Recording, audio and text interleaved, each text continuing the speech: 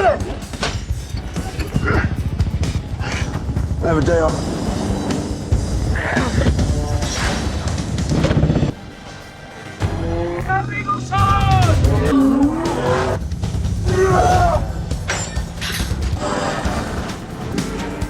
You got this! Need more weight! Clean! Too much weight! Alright,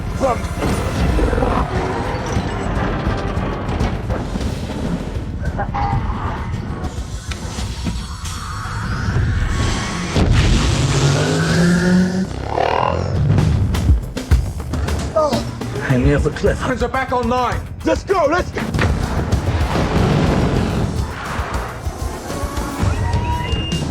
You got little double back here.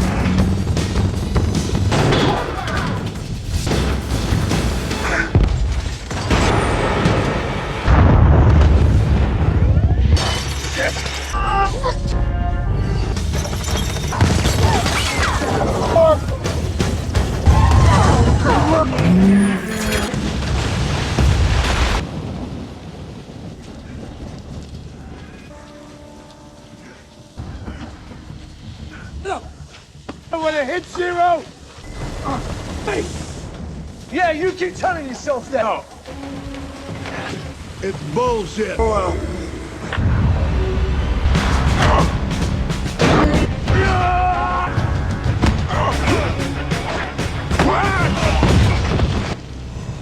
What's the problem?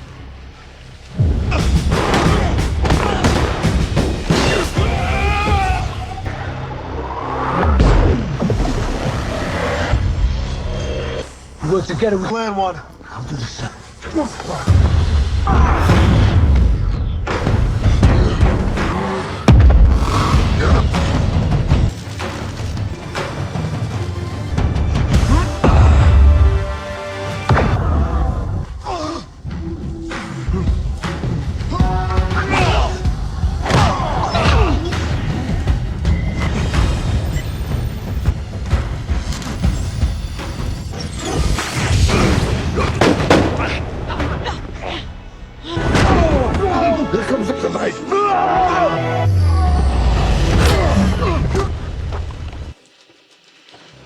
Never had a doubt.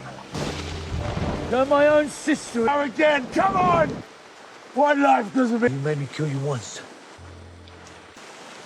People. We may have all the technology. No. Get one Samoan ass whoopee. That's how it is.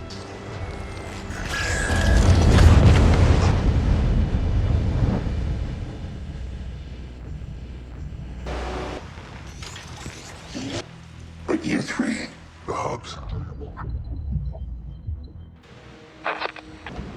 Hey, thanks for being my son. Try this out! That small cinch.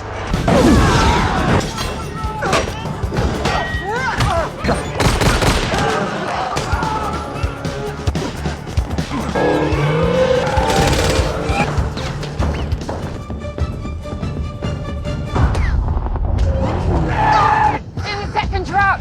On it! The jacket.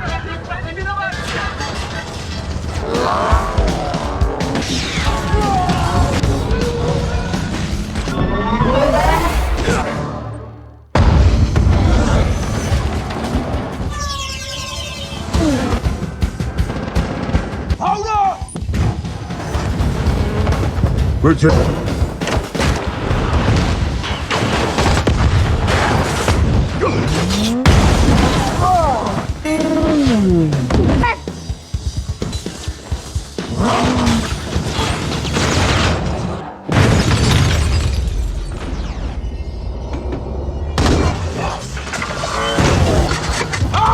Trade some pain.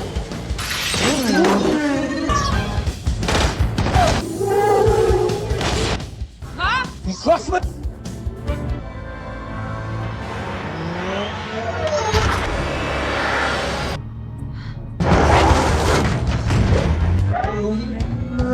What you thinking? Just Take the wheel. I got it.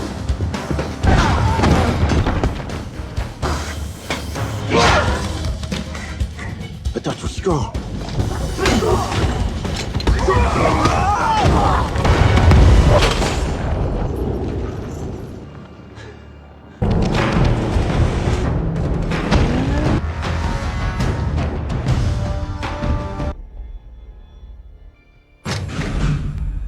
Samoa! Malusi! Samoa! No idea.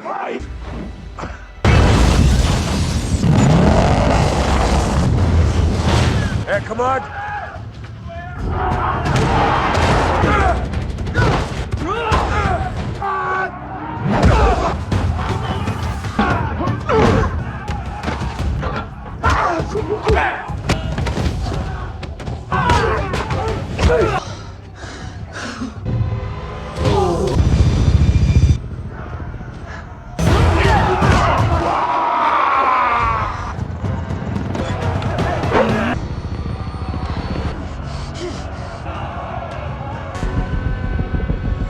Time where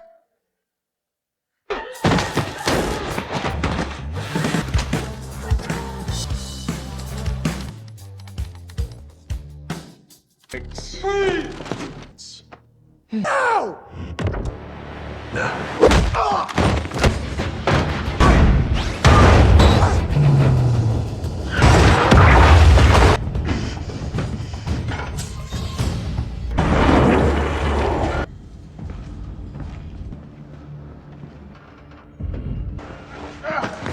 Down. It's a turn. Monitor all channels. I don't care. No witness.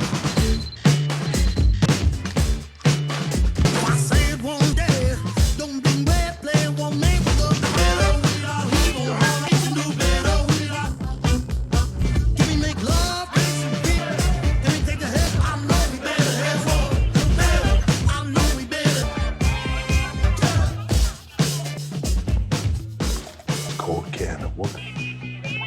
Buying problem.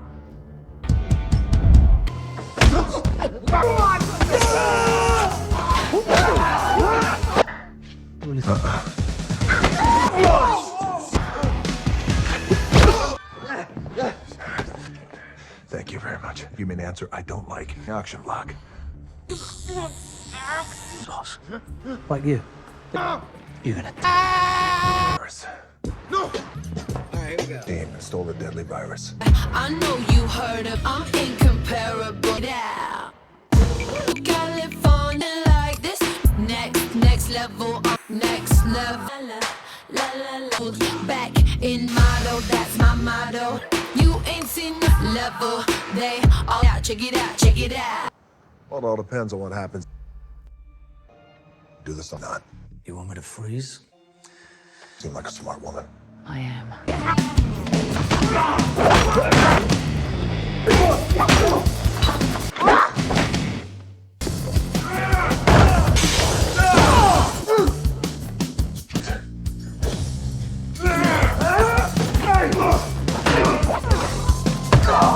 A lot of things right now.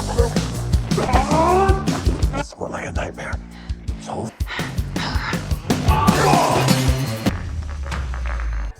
Hi, Dad.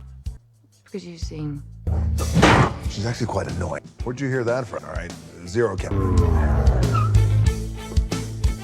Thing that you do. What thing? Ever seen? Let me get going. What do you want to do with me, woman? Oh, really? Two? Saving you. That is my sister. Very funny hat. She's gonna die if I don't get. It's embedded in capsules.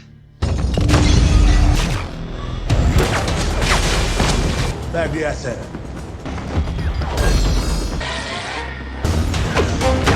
Have a guy on my Tell me what to do.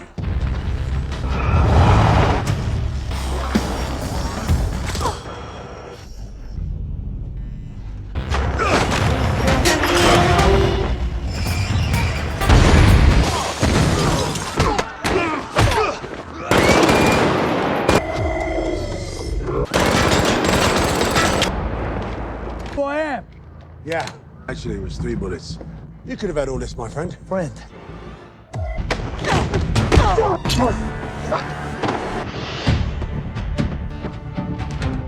No, you.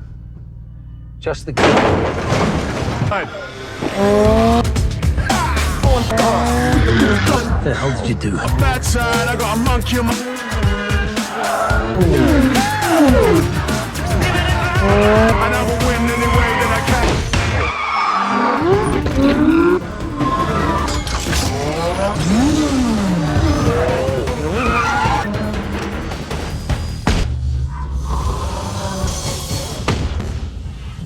Ghost. Supposed to be live again.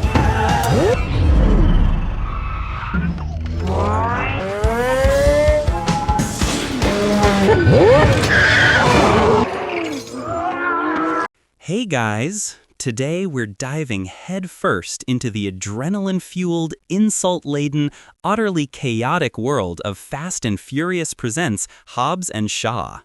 Get ready for a high-octane ride as we recount every earth-shattering explosion, every bone-jarring punch, and every sarcastic barb exchanged between two of cinema's most lovable tough guys.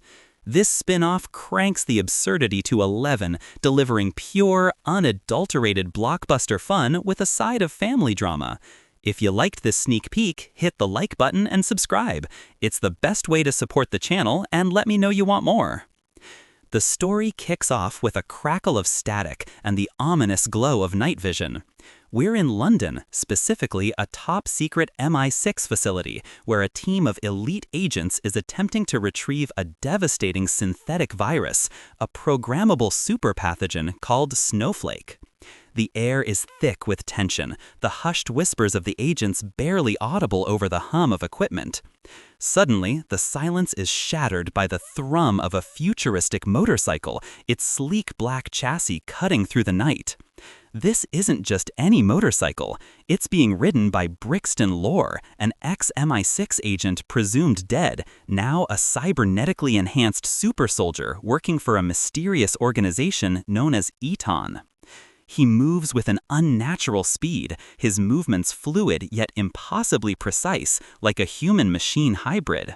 The whoosh of his bike precedes him as he smashes through the perimeter. Inside, the MI6 team, led by the sharp and resourceful Hattie Shaw, Deckard's sister, is overwhelmed. Brixton bursts in, a whirlwind of calculated violence. The crack of his punches and kicks reverberates through the sterile corridors as he disarms and neutralizes agents with brutal efficiency.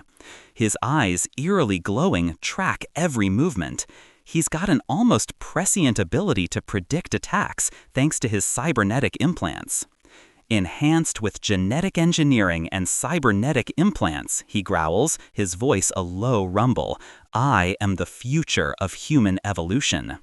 The agents are no match. Hattie, quick-thinking and resourceful, realizes the virus is about to fall into the wrong hands. In a desperate act, she injects herself with the only remaining vial of Snowflake, intending to keep it out of Brixton's grasp, even if it means sacrificing herself. The glass shatters as she grabs the vial, the needle piercing her skin with a sharp hiss. Brixton, furious, tries to stop her, but she makes a daring escape through a series of vents, the metallic scraping echoing in the chaos. He pursues, his cybernetic enhancements allowing him to keep pace, but she's tenacious. He labels her a rogue agent, a dangerous terrorist, to mislead the authorities. The MI6 facility descends into a cacophony of alarms, flashing red lights, and the cries of injured agents as Brixton makes his exit, leaving a trail of destruction and confusion in his wake. Cut to Los Angeles, where we find Luke Hobbs. He's not dodging bullets or punching bad guys. No, he's making a ridiculously large pancake breakfast for his equally adorable daughter Sam. The smell of syrup and sizzling bacon practically wafts through the screen. Hobbs, ever the picture of alpha masculinity, is also a devoted single dad. He's lifting weights while talking to Sam, demonstrating his commitment to both brawn and breakfast. It's a classic Hobbs moment, showing his softer side before he inevitably has to go smash something. Then the phone rings. It's Locke, a rather eccentric CIA agent who delivers news of the stolen virus in his typical, overly enthusiastic, almost manic fashion. Locke, in his own unique way, basically tells Hobbs, hey, there's a super virus, a super soldier, and a missing MI6 agent who injected herself with said virus. Oh, and you're the only one who can fix it. Good luck. The urgency in Locke's voice, despite his goofy demeanor, is clear. Hobbs, with a reluctant grunt, knows his peaceful morning is over. Meanwhile, across the pond in London, Deckard Shaw is living his best life. We see him in a sleek, opulent penthouse, impeccably dressed, clearly enjoying the finer things. He's not making pancakes. He's probably sipping artisan coffee and strategizing. He walks into an underground fight club, all style and swagger, where he engages in a brutal but calculated brawl, quickly dispatching opponents with his signature blend of precision and power. The thud of his kicks and the smack of his fists are precise, each movement economical and effective. He moves like a predator, agile and deadly, a stark contrast to Hobbs' more brute force approach. He's collecting information, always one step ahead. His phone buzzes, and it's his MI6 contact, informing him about the rogue agent, Hattie Shaw, and the stolen virus. Deckard's face hardens. He knows Hattie isn't a terrorist. He knows something is profoundly wrong. The stage is set for an inevitable collision of egos and muscles. Both Hobbs and Shaw are independently tasked with tracking down Hattie and retrieving the virus. They are summoned to a clandestine meeting in a nondescript office building, ostensibly by their respective agencies, but really it's just a thinly veiled excuse to get them in the same room and watch the sparks fly. And fly they do. From the moment they lock eyes, the insults start flowing like an uncorked bottle of cheap champagne. Hobbs calls Shaw a toothpick, Shaw calls Hobbs a walking billboard for anger management. Their verbal sparring is as intense as any physical fight, each trying to outwit and out-insult the other. It's truly a masterclass in macho banter. You know, for a guy who saves the world so much, you spend a lot of time in offices, Shaw deadpans, as Hobbs just grunts in response, flexing a bicep. They're forced to watch security footage of Hattie, framed as a villain, but Shaw immediately recognizes the manipulation. Their first real interaction with Hattie comes in a chaotic London street chase. Hobbs, with his signature heavy-duty vehicle, and Shaw, with his sleek McLaren, are both pursuing what they think is Hattie's escape route. The sound of screeching tires, blaring horns, and the distant wail of police sirens fill the air. They eventually corner her, but before they can fully apprehend her, Brixton and his Edion forces arrive, turning the street into a war zone. Brixton's futuristic vehicles are fast and agile, his soldiers equipped with advanced weaponry. The rat-a-tat-tat of automatic gunfire erupts, mixing with the shatter of storefront windows and the crunch of crumpling metal as cars collide. It's pure, unadulterated vehicular mayhem. Hobbs, with his brute strength, and Shaw, with his tactical finesse, are forced to reluctantly work together to protect Hattie and fight off Brixton's seemingly endless army. There's a moment where Hobbs physically throws a bad guy through a car window, and Shaw just rolls his eyes, muttering about overkill. Hattie, meanwhile, proves herself more than capable, taking down several Edion operatives with impressive skill. The trio finds a momentary respite in a safe house. Here, Hattie finally gets to explain the real situation. She injected the virus to keep it safe, and now it's slowly dissolving inside her, meaning they only have a limited window before it goes airborne and unleashes a global pandemic. The ticking clock element is introduced, raising the stakes dramatically. Hobbs is initially skeptical, but Shaw, knowing his sister, believes her instantly. The tension in the room is palpable as Hattie explains the terrifying capabilities of Snowflake. It's designed to target specific populations, wiping out specific genetic markers. It's a chilling prospect. So, humanity's future hangs on a vial inside someone who apparently has questionable taste in brothers, Hobbs quips, trying to lighten the mood, much to Shaw's annoyance. Brixton, however, is always one step ahead. He tracks them down, leading to another explosive confrontation. This time, Brixton reveals his past connection to Shaw. He explains that Shaw was the one who shot him and left him for dead years ago, and Edion resurrected him, enhanced him, turning him into the black Superman he now is. Brixton's voice, devoid of emotion thanks to his enhancements, still carries a hint of a deep-seated grudge. The thud of his blows against Hobbs is formidable, and even Shaw struggles against his cybernetically enhanced speed and strength. The fight is brutal, showcasing Brixton's near invulnerability. Bullets ping off his armor, and even direct impacts from Hobbs' powerful fists barely faze him. Shaw uses his agility, trying to find weak points, while Hobbs resorts to sheer power, trying to smash through Brixton's defenses. It's a testament to the action-first mentality of this movie, constantly escalating the physical threats. They manage to escape, barely, leaving behind a trail of shattered concrete and dented vehicles. With Brixton relentlessly pursuing them, the trio realizes they need specialized equipment to extract the virus from Hattie. This leads them to a clandestine facility in Ukraine, an Etion black site where the only person capable of building the necessary extraction device is held captive. The journey there is fraught with near misses and more bickering. Hobbs and Shaw, despite their shared goal, cannot resist exchanging barbs. You know, for all your big talk, you rely on gadgets like a child with a new toy, Hobbs might say. To which Shaw would retort, and you rely on brute force like a caveman who just discovered a club. The whoosh of passing cars, the roar of the engine as they push their vehicle to its limits, constantly reminds us of the urgency. Upon arriving at the Etion black site, they execute a daring infiltration. The facility is a labyrinth of steel and glowing blue screens, guarded by more of Brixton's enhanced soldiers. The stealth sequence is short-lived, quickly erupting into a full-blown firefight. The clack-clack-clack of automatic weapons, the bang of grenades, and the groans of Etion soldiers are the soundtrack to their mission. Hobbs, with his almost superhuman strength, tears through solid objects and shoves bad guys aside like ragdolls. Shaw, ever the strategist, uses the environment to his advantage, taking out enemies with precise shots and calculated moves. Hattie, not to be outdone, uses her MI6 training, blending combat skills with quick thinking. They find the captive, Professor Andraco, a brilliant but terrified scientist, and force him to help them, promising him freedom. He reluctantly agrees, his voice trembling as he explains the complexity of the extraction device.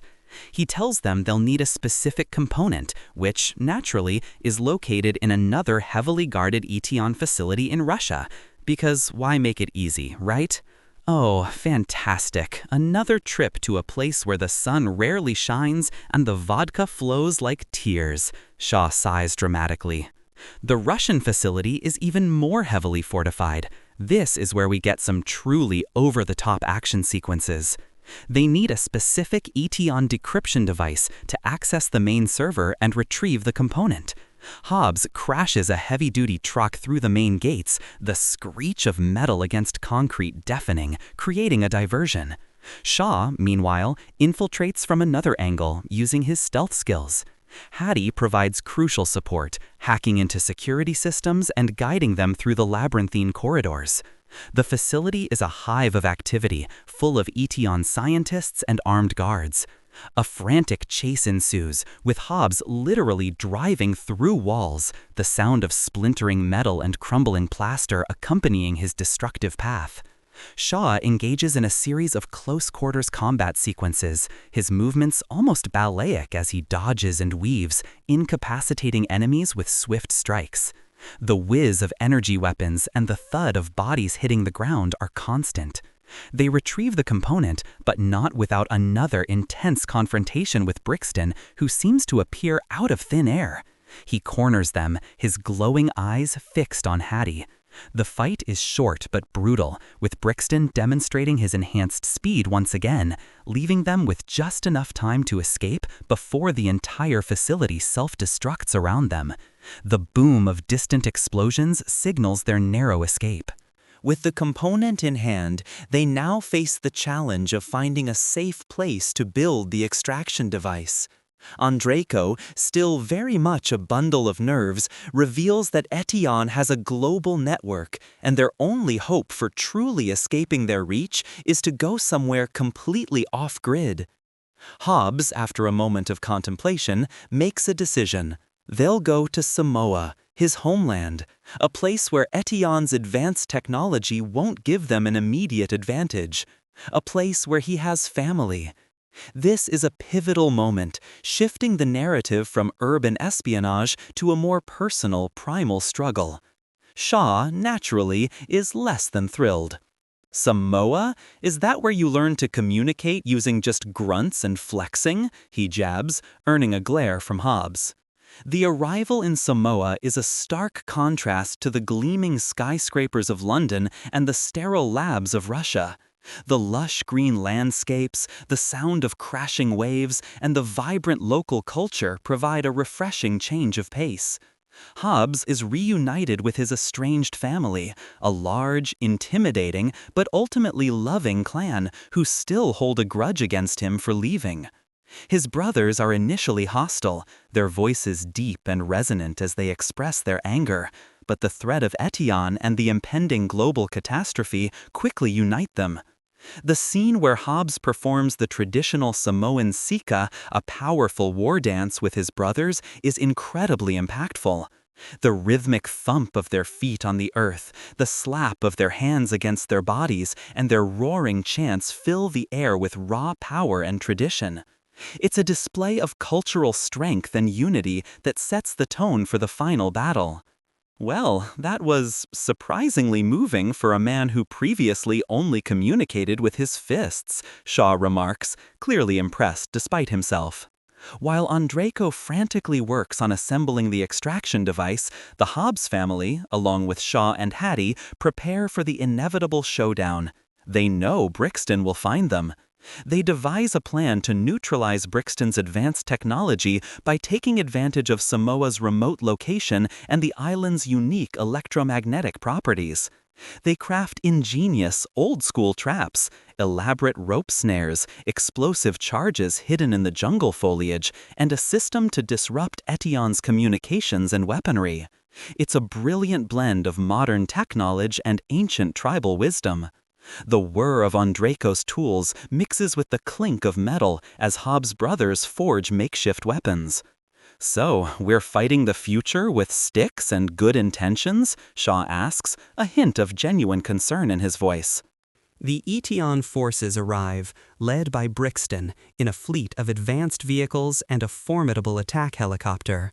The thrum of the helicopter blades growing louder in the distance signals the beginning of the end. The jungle becomes a battleground. Hobbs' family, armed with their ingenuity and fierce loyalty, put up a heroic defense. The island erupts in a cacophony of explosions, gunfire, and war cries. The crack of branches underfoot, the whoosh of arrows, and the thud of fists connect with bodies. The sheer scale of the battle is immense, a brilliant showcase of action-first narrative. Hobbs and his brothers engage the ground forces, using their strength and knowledge of the terrain to their advantage. They create chaos, forcing Etienne's soldiers into their meticulously planned traps. The snap of a tripwire, followed by a sudden boom as an improvised explosive detonates, takes out a whole squad. Shaw, with his tactical brilliance, targets the Etienne communications, plunging their advanced forces into disarray. He's a whirlwind of calculated precision, taking out targets with headshots and disabling vehicles with well-placed explosives. Hattie, meanwhile, helps Andreyko with the extraction device, working against the clock. The virus is reaching its critical stage. The climactic confrontation sees Hobbs and Shaw directly facing Brixton. The fight is personal, brutal, and incredibly intense. Brixton, still believing he's the future, fights with relentless ferocity. He uses his cybernetic enhancements to predict their moves, making him incredibly difficult to hit. The ping of bullets off his armor, the thud of his enhanced fists are constant reminders of his power. Hobbs, relying on his raw power, tries to overwhelm Brixton with sheer force, his muscles bulging with effort. Shaw, using his agility and experience, tries to outmaneuver him, looking for any weak points in his armor or programming. There's a particularly memorable sequence where Hobbs' family attaches chains to Brixton's helicopter, and Hobbs and Shaw, using their combined strength and a massive tow truck, try to pull it out of the sky. The groan of straining metal, the roar of the truck engine, and the whine of the helicopter's rotors as it fights against the pull create an incredibly tense moment. It's absurd, it's over the top, and it's absolutely fantastic. I mean, who needs physics when you have family and a really big truck, right? You might think. The final battle culminates in a three-way brawl: Hobbs, Shaw, and Hattie against Brixton. The extraction device is almost ready, but Brixton is determined to stop it. He confronts Hattie, and in a moment of brilliant teamwork, Hobbs and Shaw finally disable Brixton's predictive abilities. They use their contrasting fighting styles, their verbal sparring even continuing mid-fight, to confuse his AI. Hobbs delivers a thunderous punch, while Shaw follows with a precise kick. The crack of their combined forces finally breaks through his defenses. They manage to corner him, and in a truly satisfying moment, after he's been battered and bruised, Brixton's Etion handler, the voice from the shadows, remotely deactivates him, deeming him a failed asset. Brixton freezes, his eyes going blank, and he plunges off a cliff, dissolving into the ocean. The splash is anticlimactic but definitive. The virus is successfully extracted from Hattie just in the nick of time, and the world is saved. In the aftermath, the Hobbs family celebrates their victory, a bond reforged through shared peril. Hobbs has found peace with his heritage and a renewed sense of purpose. Shaw and Hattie share a tender moment, a rare display of genuine affection from the usually stoic Deckard. Despite saving the world, Hobbs and Shaw can't resist one final exchange of insults, a reminder that some things never change. Their animosity, however, is now laced with a grudging respect, a sort of weird, muscly bromance. The post-credit scenes are classic Fast and Furious, setting up future adventures. We see Locke, the eccentric CIA agent, calling Hobbs from a secure facility, informing him about another deadly virus, a super flu. And then a truly hilarious scene where Locke is stuck in a painful, squishy operation after accidentally getting a fork stuck in his hand. He's trying to send Hobbs information via a series of bizarre calls, including one where he sings "Happy Birthday" to gain access.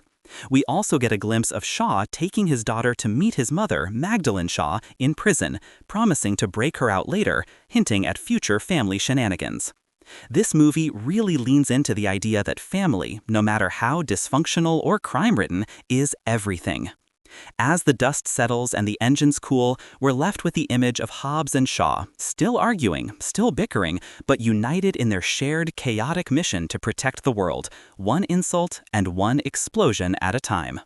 The world is safe, thanks to an unlikely alliance between two men who truly can't stand each other, but somehow manage to get the job done. This wild ride, filled with improbable stunts and heartfelt moments of family, reminds us that courage isn't just about facing down a super soldier. It's about confronting personal demons, bridging divides, and finding strength in unexpected alliances. It highlights that true power isn't solely in advanced technology, but in the unbreakable bonds of family and the sheer stubborn will to protect what matters most. The sacrifices made, the trust earned, and the profound journey of self-discovery underscore that even the most reluctant heroes can inspire us to believe in the impossible. Hobbs and Shaw is a glorious spectacle, a pure adrenaline shot of a film that knows exactly what it is and leans into it with gleeful abandon.